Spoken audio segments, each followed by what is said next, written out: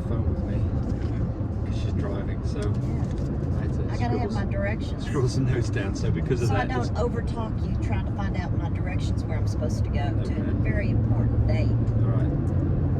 Oh, VOV says $35 for registration. Why sell for $3,000? What? Well, what's going on here is we did a video about dog registration. So what does it cost for AKC registration? I don't know what the current price is, but it's about 35 to 40 bucks for the registration, plus another $2 or $3 per puppy. So the cost for registration, if you have a litter of 5 puppies, it might cost you 50 bucks, $5 a puppy. So that she's asking, why are you selling dogs for 3,000 bucks? The registration's got nothing to do with what you decide to sell your puppies for. I don't think you're going to find anybody who's going to sell you a French Bulldog for 35 bucks. If that's where you're looking for this, you're not going to find one. You're just ain't going to find it. I don't even think you can buy one at the pound for that price. No, you can't either, because they're not even registered. No, they're going to charge you for having the dogs, spayed and shots and all that kind of. I mean, do your homework, figure out what you can afford for a dog, and then buy a dog that fits with your plans. I mean, so Frenchies, typically, I think you're going to find prices for Frenchies. The low end's going to be $1,000, $1,500, and the high end's going to be hundreds of thousands of dollars. There's a huge spread here, but nobody's telling you dogs based on what the registration costs are. So I'm not sure where that question comes from, but I suspect that's where you're asking. Okay. Okay, Brittany says, I'm thinking about using one of your studs here in a bit. And she says, can you give me some guidance on what would work for my girl? So you gave me the DNA, and I will read that out now. It's an AY80 dog. By the way, the dog doesn't have brindle, so that would be a sable. It's big CO, little CO, so it carries a copy of Coco. Little D, so it's a blue dog. Big EM, little E, so it carries a copy of Cream. L4, it's a fluffy. So what we've got here is a chocolate sable fluffy. Excuse me, a blue sable fluffy that carries Coco. That's what it is, and a copy Cream.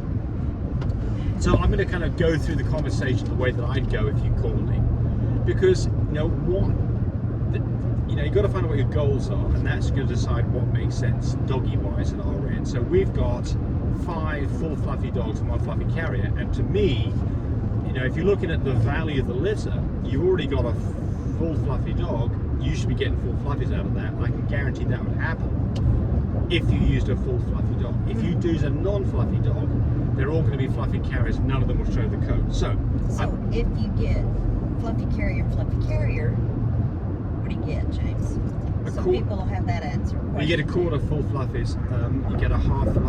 You get a quarter fluffy carriers and a half nothing. But going back to her question, since you've already got a fluffy dog, I presume that you really like fluffies. We do, and so for they're like little teddy bears. Yeah, they're cute. I mean, So the first thing would be. Yeah. So the next thing is, since you've got little D, go for a dog that at the very least is little D, you get all blue fluffies out of it. Since you've got 1 copy of Coco there, go for a dog that's also got the Coco gene, or is a lilac dog, and get a litter of half blues that carry Coco and half lilacs. Then you've got the E gene there, which means you can also get platinum. So, if you looked at our dogs, the dog that I would be talking about would be Boublier, who is a full platinum, no brindle, full tan-pointed dog. With him, you would get, I've got to get the math right here, I'm not going to get it exactly right, but half the dogs are going to have tan points, and the ones that aren't cream are showed. You're going to get blues that carry Coco and cream, you're going to get lilacs that carry cream, and you're going to get platinums, and they'll all be full fluffies. Here's the guy that I'd use. He is our most expensive dog. The good news is, though he's an expensive dog, you just pay $1,000 for the stud fee when you roll, and the bulk of the stud fee is piled on the back end. And of course, you have to pay $150 for it to be shipped. Yeah, it's $150 for each shipment. I like to do 2 shipments. Some people may want to charge you a lot more than that. We don't. That's our cost, basically, to get the semen to you. If you want 2 shipments, it'd be $300. Don't pay double stud fees. Of course, that'd be nonsense. And then the important thing here is that you only pay the back end of the stud fee when you've got puppies ready to register. Sometimes we don't get puppies. That can happen. You haven't invested a lot of money in this, and the money that you have spent on the stud fee is a credit to be used on any future breeding of your choice, any of your girls to any of our boys. So, I just did a breeding the other day. I think it was $18,000. We didn't get puppies out of it. It's Well, not like I'm still in denial. yeah, well, it I sucks. can't help it. But we I'm got still in $18,000 and we didn't get a puppy out of it, and it was I'm not, waiting yeah. So you know, patiently. and I'm not bashing the. I'm not bashing the No, person. It's no. not necessarily. That it's, You don't know whose fault it is. well, it's just one of those things. But- She's young, so you know. yeah, but When I the say point, young, but she's the at her point here is second we year. buried $18,000. Somebody's got $18,000 of our money that we don't get. Well, yeah, so that kind of sucks. And when but we do it, know who that person is, Yeah, and they're yeah. going to respect but that. still, They're going to absolutely, honor it's it. not. I'm not bashing the Yeah. person. I'm not Okay. bashing- Well, just making it double check clear. But what I am making clear is, Because she's there a is a wonderful huge. person. She is again. But what I am making clear here is you need to ask these questions, because you know you can bury a lot of money in a stud fee that gets held by somebody until you finally get puppies. We don't do that. All right. So no, enough of that. So Daniela, Brittany, give us a call, and then we can have a full-length 30-minute discussion about all the things that make sense for you, so we can help you get in the right direction, figure out when she might come in a heat, figure out what steps to take next. Somebody's asking, can you breed a black to a fawn? Yes, of course you can. No problem whatsoever. If you've got a black dog, there's two different versions of black dogs. Breed a fawn to anything, and Yep. a black to anything. Right. Unless it's Merle, then a Merle you can't breed to a Merle. You know, but that's not what we're doing here. No, I know, but Or I'm extreme just- height to extreme height. yeah. Right? So yeah, no problem at all. But what you've got to be aware of is that the black dog probably is not a true black dog. It should be double A recessive with no brindle. It's probably a brindle dog. So be prepared to get a litter of half brindles and half fawns. Or sometimes, every once in a while, and it can happen, the whole litter be brindle. Yep. May not show it, but they're carrying it. Somebody's here is, I don't have the full DNA, but they had a dog that I think was a blue carrier and want to know, can a stud be brindle? Yes, absolutely a stud can be brindle. I mean, we don't have any brindle studs, but absolutely you can make a brindle stud. You won't get as busy if it didn't have brindle, because you'll lose some of your customers, but yeah. And some people will argue that point, James. Bryce asks about cage size for our heated wellbeing system. So what you're going to find in crates that you can buy on Amazon, Walmart, Chewy, and those places, you're going to find two common sizes. There are small ones that are 36 inches. They'd be fine for Chihuahuas, very small dogs, but not good for anything else. For a Frenchie, a 42 by 28 crate works really well, unless it's going to be a big litter. Then I would move up to a 48 by 30 cage.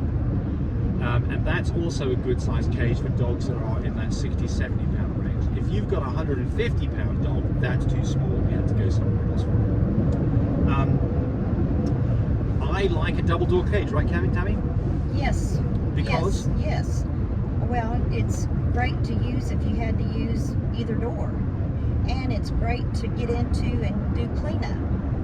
Yeah, because the side door, Right. Single door has a door on the narrow end. A double door has a door on the narrow end and a bigger door on the side.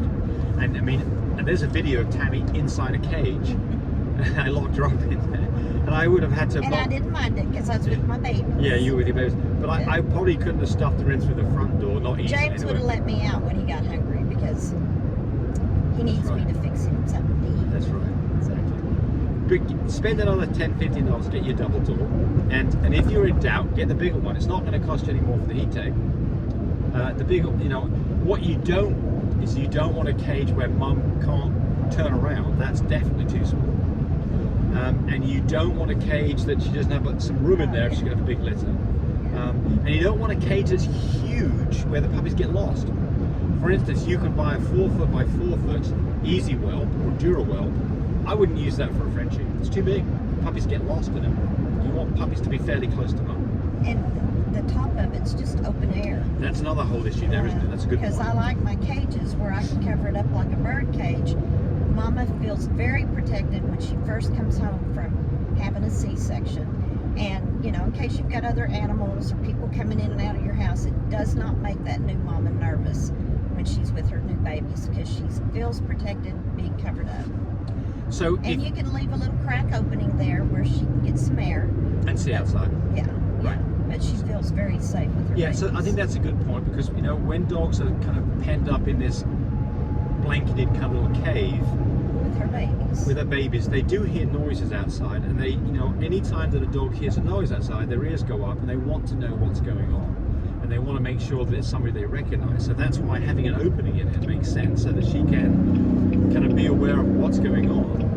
I think makes sense. Yeah, and the other thing about putting the blanket over it, it makes the whole thing nice and warm in there. So it just generally makes things a little warmer, because Mum's heat kind of helps heat things. Yeah. Okay, there we go. Thanks for watching. Thanks for watching the video. I really appreciate people who subscribe to me. It helps me, encourage me to do more of these videos. But do remember, disclaimer here, I am not a vet. I'm not a licensed medical professional. I'm purely a person who's been breeding dogs for the last couple of decades. Any information that you got from this video, use at your own risk. There's nothing implied here, and certainly this should not be used as a substitute for advice from your veterinarian or your medical professional. I hope you enjoyed the video. Come back for more of them. Bye.